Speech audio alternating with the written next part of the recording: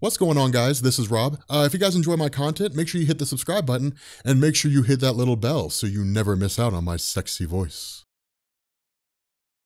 What's going on, guys? This is Rob, and we're going to be dangerous in this video. We're going to kind of turn this into a statement to Disney, if that really makes any sense. And the reason why is because Disney is expected to announce, if they haven't already, that they have the X-Men and the Fantastic Four. And if we're being honest with ourselves, anybody who believed that Comcast was going to win the bidding war between themselves and Disney over the Fox rights was really kind of kidding themselves. There was no way Disney wasn't going to win, just because of the amount of money Disney has and the amount of money they stand to make by having the X-Men and the Fantastic Four in a Marvel Cinematic Universe that also includes the Avengers and all those different guys. And so really it's what the fans wanted, it's what Disney wanted, and it's worked out in the end for us. And so in reality, it really kind of depends on what direction we go in now. Like it's really exciting to see what happens. But we previously did a video series where we talked about the X-Men in the MCU, which is to say splitting it into phases. And that was really based more on if we had like a phase dedicated strictly to the X-Men. The reality is that wouldn't happen. You know, it'll be a while before we see the X-Men in the MCU, but in truth, we would see them sort of folded in alongside everybody else, right? Like we wouldn't, you would see it in addition, or I guess in a manner akin to like Thor and Iron Man and Captain America and stuff like that. Like it wasn't like phase 3 was all Captain America. It might as well have been, but you know, it wasn't all Captain America. And it's not like phase 2 was all Iron Man. And so the result is that we're going to see the X-Men sort of peppered in. But the rumor mill's turning out the idea that Marvel and Disney want to use the Eternals to roll the X-Men over, or really explain like the origin of mutants, which is a smart move, because one of the things that Fox never really did was explain the origin of mutants. It was just like, they're there one day.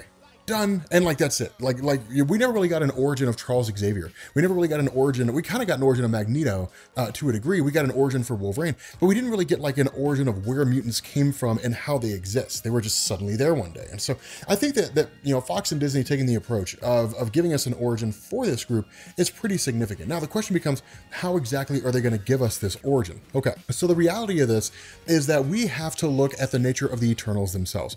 So the Eternals in Marvel Comics are one part of an Earth-based evolution, is really, for lack of a better word, not really evolution so much as gene tampering. So back in the 1970s and really in 1960s and even go back to the 1940s with Captain America comics, you had Jack Kirby and Joe Simon. And Jack Kirby was the artist, Joe Simon was the writer. Now, of course, they created Captain America. Fast forward 20 years, Jack Kirby is one of the major leading hands behind the formation of Marvel in the 1960s. It's really like in Marvel's history, you've had a handful of people who have really like changed the entire dynamic of the company. For example, you had Stan Lee, Jack Kirby, and Steve Ditko in the 1960s. And then you had Roy Thomas in the 1970s. And then you had like a lot of other writers that came after that and artists and different things like that. Chris Claremont for the X-Men and Jim Lee for really the X-Men after Claremont, Scott Lobdell, you know, a lot of these guys who have contributed huge things to the various mythos over the years. You know, Walton Louis Simonson, for example, wrote X Factor. If you don't know what that means, it doesn't matter. But they were like the 1-2 punch of the X Factor comics, and so they're the ones who originally made them. So when it comes to the Eternals, what had happened was in the early 70s, Jack Kirby didn't really like how he was being treated at Marvel, which is to say it was basically all the credit going to Stan Lee. And so what he ended up doing was basically leaving, and he took off and he went to DC Comics. At DC Comics, he wanted to create a whole line of publications called The Fourth World, and they would be totally separate from the rest of DC. So they wouldn't cross over with Superman or Wonder Woman or Batman or Flash or any of those characters. It would be totally separate. And that's where you got characters like Darkseid and the New Gods and the Forever People and the Anti-Life Equation and things like that. The issue was that Jack Kirby was treated pretty badly at DC. So halfway through the project, he quit and went back to Marvel. And so that's why DC rolled New Gods and, you know, Darkseid and all those characters into the main DC line of comics, because they didn't really have a choice. They didn't really know what to do after Jack Kirby left. And so when Jack Kirby went back to Marvel, his idea was to take his whole Fourth World concept and roll it into Marvel Comics. Thus, we got the Eternals. Now, the Eternals were again, one part of a existing landscape at the time.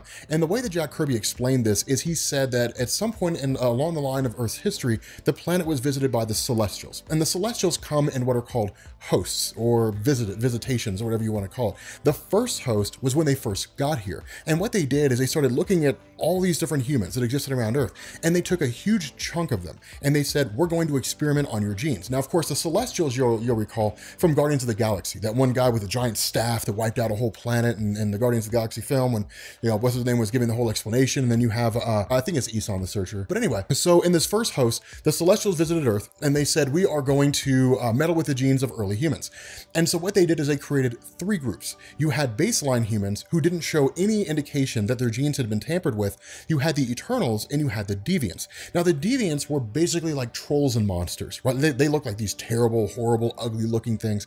But they basically, you know, resided underground. Now there came a point, no, I'm sorry, they didn't reside underground. They resided in Lemuria, the capital city of Atlantis.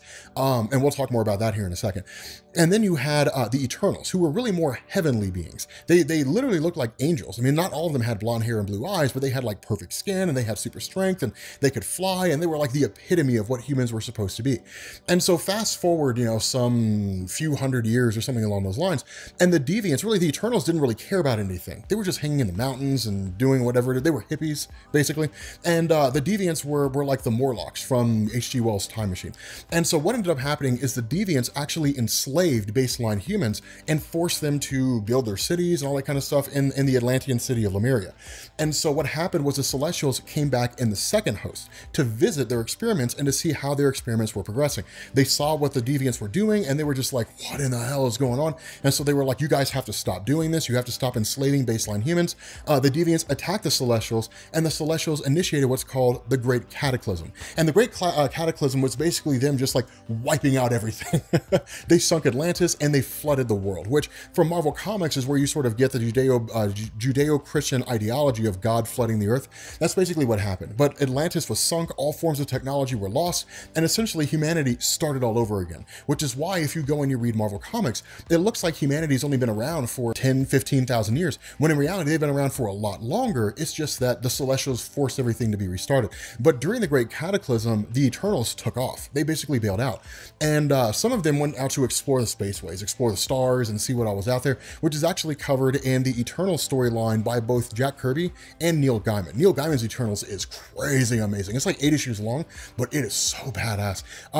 And then some of the Eternals settled on Titan, on Saturn's moon Titan. Now this led to a kind of civil war among the Eternals on Titan, and once the civil war was over, then you ended up having, you know, essentially this woman Suisan, and then another set of the Eternals left Earth again. They settled on Titan. She ended up marrying one of the Eternals who settled on Titan, and Suisan gave birth to Thanos. So that's where like that whole thing really sort of wraps together. Hopefully that light bulb's going off where you're just like, oh, I see how it's all intertwined now. Yes, comics are a mixed and wonderful world of adventure.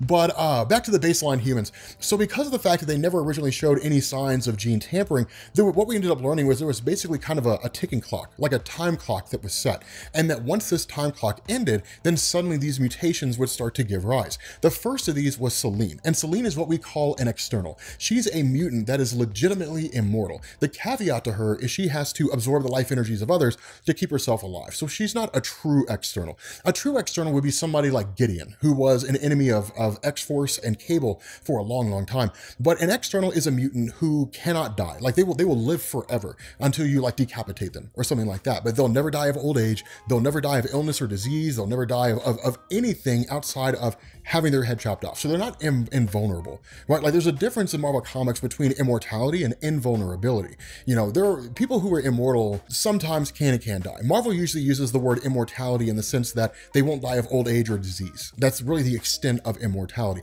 Invulnerability complements that by saying not only can they not die of any kind of disease or old age, but no one can harm them. So they're basically beyond reproach, which is like Apocalypse, you know, or somebody like that, kind of, depending on who's writing the story. Okay, I want to talk about that for a second. Take Wolverine, for example. Like one of the big misconceptions is that Wolverine is an external. That's not true. Wolverine would die. Like let's say, for example, that Wolverine never had adamantium bonded to his bones, and that meant that he would go forward with just an insane healing factor. Like any muscle in the body, the healing factor would eventually burn out. It might be in 2,000 years or 10,000 years, but eventually it would burn out and he would just die of old age. So he's not inherently immortal. He wouldn't live forever, whether or not he had a healing factor. It doesn't really matter there. But the fact remains, you know, getting into this idea of the, you know, getting back to the baseline humans, when Selene's powers first manifested, she just kind of roamed the earth. And that was like 10,000 years BC, 10,000 BC in the Hyborian Age, I think it was. About 5,000 years later, Apocalypse rose. And Apocalypse started, traveling around the world and basically forcing people to worship him as a god and different things like that.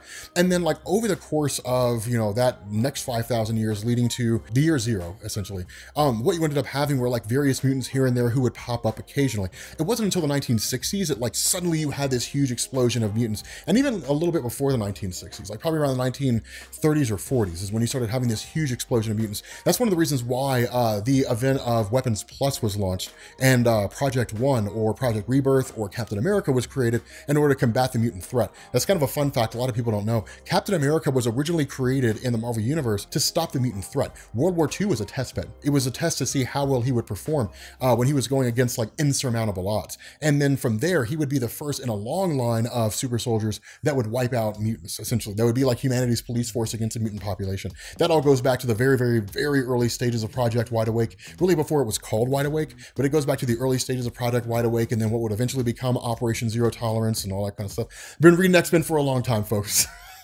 So much knowledge up here about the X-Men. It's crazy. But nonetheless, that would be the origin of mutants. Now, here's the problem that you run into.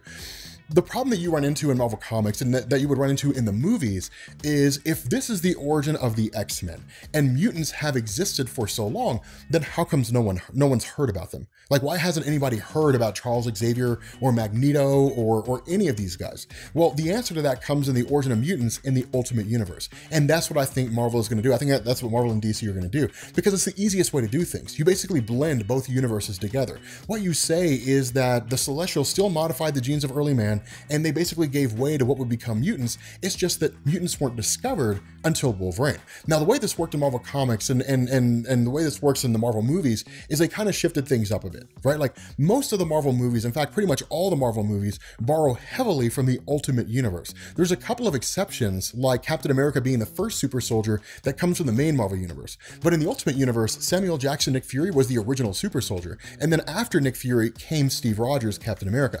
But in this Ultimate Universe origin, when it comes to the mutant population, what ended up happening is when Nick Fury was created, or when he was given the super soldier serum, that was done by the United States. In Canada, James Howlett was given the same super soldier serum. The problem with this was that when they started going through and analyzing his genes, what they realized is there was like a gene that if it was activated would grant people powers. And so they activated his gene, which gave him a healing factor. And then adamantium was bonded to his bones. And so following that, they basically created this kind of substance that was spread throughout the world, and all the mutant powers started waking up. So for those of you guys who read Inhumans, I don't know anybody who does, but for those of you guys who read Inhumans or saw Agents of S.H.I.E.L.D., imagine what you saw in Agents of S.H.I.E.L.D. pertaining to the mutant population. That's basically what would happen, and that's what happened in the Ultimate Universe. And it was a super quick and easy way to introduce mutants and say, now we got the X-Men, like, and all that kind of good stuff. And it worked really, really well. But that's how you roll them in. That's literally what you do. You give the celestial origin with regards to the Eternals, but then you say something happened somewhere along the line, like Steve Rogers, Captain America dies during Infinity War or during Avengers 4. And so now after his death, it's like a mad race by all these countries to create their own versions of quote unquote Captain America. And in the process, they discover James Howlett, they activate his gene, he pops up as Wolverine, they spread the substance around the world, and suddenly mutants start popping up everywhere. There's a lot of ways to pull this off and a lot of ways to make it work, but that seems to be the simplest one. So that's kind of my statement to Disney. Hopefully it works. I'm a guy who talks about comic books on YouTube. There's no reason you should listen to me or no reason you should have to listen to me. But I've also been reading X-Men for a long time. So I have a lot of knowledge that I can bring to the table, but you're also dealing with directly with Marvel, and they've got a lot of knowledge on the X-Men too. So anyway, hopefully this gets taken into consideration by somebody. I have no idea. And yeah, if you are new here to Comics Explained, make sure you guys hit the sub button to become part of the Rob Corps. If you guys enjoy this video, make sure you drop a like, and I will catch you all later. Peace.